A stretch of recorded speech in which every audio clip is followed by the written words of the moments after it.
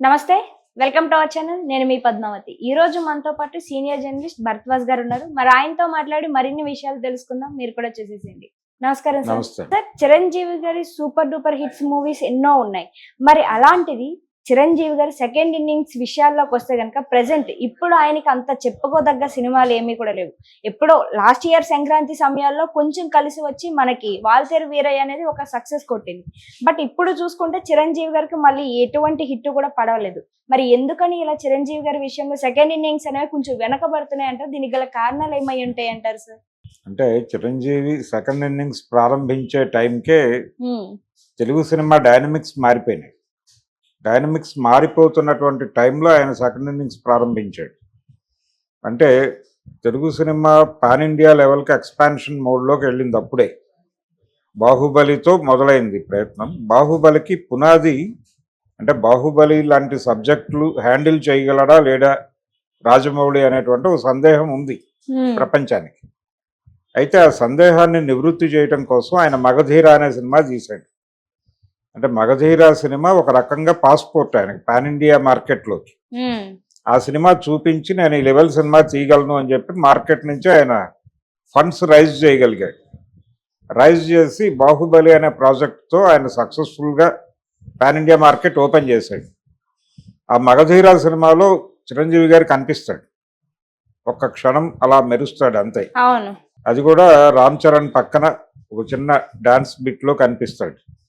అలా ఆయన రీఎంట్రీకి ఒక రకంగా మోటివేషన్ అక్కడి నుంచి మొదలై సెకండ్ ఇన్నింగ్స్ అనౌన్స్ చేసి ఆయన చేసిన మొదటి సినిమా రీమేక్ కత్తి రీమేక్ చేశాడు ఆయన, ఖైదీ నెంబర్ 150 అనే పేరుతో.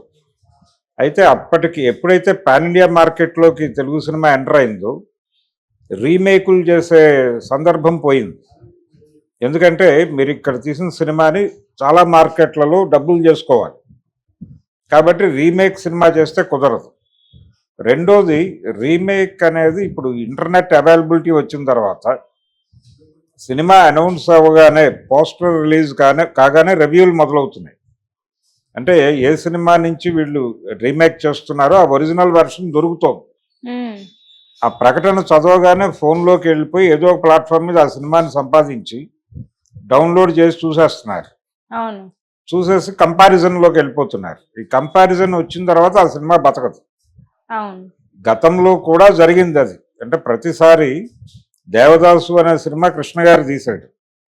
తీసిన సినిమా అలాగే రిలీజ్ అయి ఉంటే ఎవరు పట్టించుకునేవాళ్ళు కాదు, ఆ సినిమా చూసేవాళ్ళు. కానీ కరెక్ట్గా ఆ సినిమా రిలీజ్ రోజే పాత నాగేశ్వరరావు గారు దేవదాసు కొత్త ప్రింట్లు వేసి రిలీజ్ చేశారు. దాంతో కంపారిజన్ వచ్చి జనాలు కృష్ణ సినిమాని రిజెక్ట్ చేశారు. ఇలాంటి ప్రమాదాలు జరుగుతాయి కంపారిజన్ రావటం వల్ల. అలాంటి సందర్భంలో ఇంటర్నెట్ అవైలబిలిటీ పెరిగిన తర్వాత చిరంజీవి గారి సెకండ్ ఇన్నింగ్స్లో చేసిన పొరపాటు ఏంటంటే రీమేక్ సినిమాల వైపు వెళ్ళాడు ఆయన. కత్తి రీమేక్ అయిపోయిన తర్వాత సైరా అనే ఒక కాస్ట్యూమ్ డ్రామా ట్రై చేశాడు ఆయన. అది తెలుగు మార్కెట్లో బాగానే వర్కౌట్ అయింది, కానీ వీళ్ళు పాన్ ఇండియా మార్కెట్కి ఎక్స్పాండ్ అవ్వడం కోసం ఆ సినిమా చేశారు. పాన్ ఇండియా మార్కెట్కి వర్కౌట్ అవ్వలేదు ఆ సినిమా. హిందీలోనూ మరొక చోట డబ్బులు రాలేదు దానికి. తెలుగులో వచ్చింది, కర్ణాటకలో డబ్బులు వచ్చినాయి, తమిళనాడులో కొంత మేరకు వచ్చింది. మిగిలిన చోట ఎక్కడా కూడా అది ప్రభావం చూపించలేదు. చూపించకపోవడానికి కారణం ఏంటంటే ఈ నరసింహారెడ్డి, ఈ ఉయ్యాలవాడ నరసింహారెడ్డి అనే పాత్రని ఈ సినిమా మొదలైన రోజే వీళ్ళు జాతీయ స్థాయిలో ప్రమోట్ చేసి ఉండాల్సింది. హిందీ మార్కెట్లో కూడా దీన్ని ప్రచారం చేసుంటే ఒక స్వతంత్ర సమరయోధుడు ఇలా ఇక్కడ ఉన్నాడు రాయలసీమలో, ఇతని కథ చెప్పబోతున్నారు అనేది అక్కడ మీడియాలో కూడా రాయించి ప్రమోట్ చేయాలి.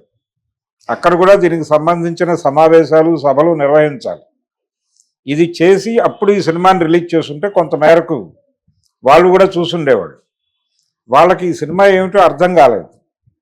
అర్థం కాకపోవడం వలన సినిమా ఎక్కలేదు అక్కడ.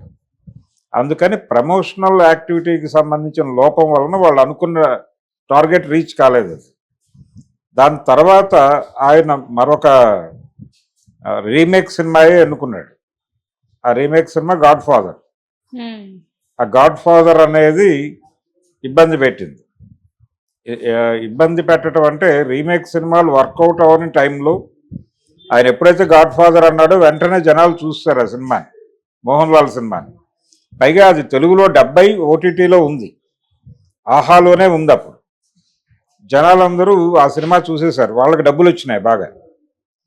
ఎప్పుడైతే ఆ సినిమా చూసారో ఆ కంపారిజన్లో ఈ గాడ్ ఫాదర్ని ఎవరు పట్టించుకోలేదు. దీనికంటే ముందు ఆచార్య అనేటువంటి ఇంకో విఫల ప్రయత్నం చేశాడు ఆయన. అవును, తండ్రి కొడుకులు ఇద్దరు. ఇద్దరు కలిసి, అది కూడా పాన్ ఇండియా మార్కెట్ని దృష్టిలో పెట్టుకుని చేసిన సినిమానే. అది కూడా వర్కౌట్ అవ్వలేదు. అది వర్కౌట్ కాకపోవడానికి అది అఖండాచార్యగా మారింది. అది అంటే అఖండ సినిమా హిట్ అయింది. ఆ నేపథ్యంలో